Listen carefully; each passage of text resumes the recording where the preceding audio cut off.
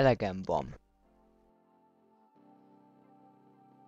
Elegem van, hogy úgy tartok nyilvános előadásokat, hogy tudom, amit elmondok több száz embernek, nem igaz.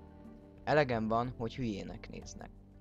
Elegem van, hogy 6-8 oldalon keresztül elemzik, hogy miért nem időszámításunk előtt 586-ban foglalták el Jeruzsálemet, miközben régészeti kutatások és a jeruzsálemi múzeumok mindegyike időszámításunk előtt 586-os dátumot tartja elfogadottnak.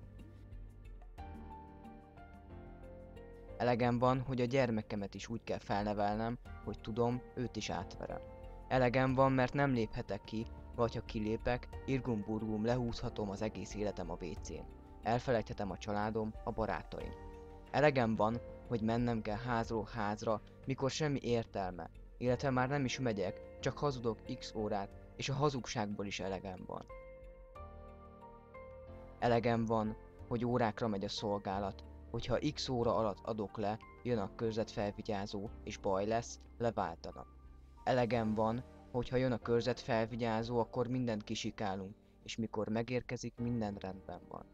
Elegem van az életből, mert csak szenvedés, és elegem van már a képmutatásból, a hazugságból, amit minden nap megélek. Elegem van, mert sok a hazugság. Kényszerből gyülekezetbe járok és prédikálok és hazudok, pedig nem akarok, de kell. Ennek az eredménye több százezres pszichiátriai kezelés és gyógyszerszedés. Elegem van, de nem léphetek ki. Elegem van, de nem adhatom fel.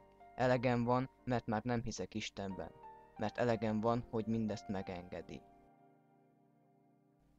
És én csak szépen csendben csinálom, mintha nem lenne elegem, és közben múlnak az évek, de már mindjárt átesek azon a küszöbön, mert ugye Armageddon itt van, és jól megpusztulok.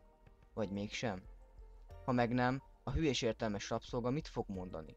Küld egy levelet, hogy sajnáljuk, elcsesztük az életed, bocsika, tévedtünk, rosszak voltak a fényviszonyok?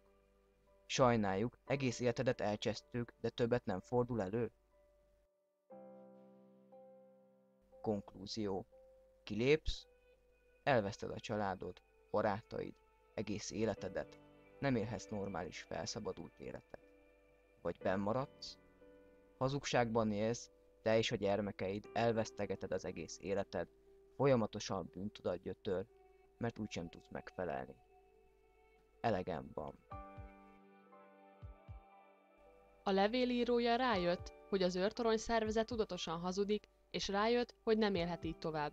Amennyiben fiatal, egyedülálló Jehova tanúja vagy, akkor gondold át, hogy megéri-e továbbra is egy képmutató társulathoz tartozni, mert a későbbiekben akár még te is járhatsz így. A szervezet állandóan azon töri a fejét, hogy egy nyilvánvaló tévedéséből, hazugságából hogyan csináljon mégis igazságot.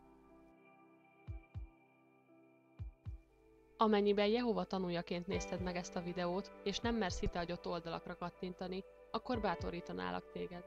Ilyen és ehhez hasonló cikkeket olvashatsz a www.jehovatanui.blog.hu oldalon. Levél a fiamnak. Rabok legyünk vagy szabadok? Ez a kérdés, válasszatok. Az őrtorony betanítási eljárása. 1975 és az idegösszeomlás. www.sefatias.blog.hu oldalon. Kiközösítés után, aki bűnös, gonosz is? Hogyan kell átverni az olvasót? Amiért hálás vagyok.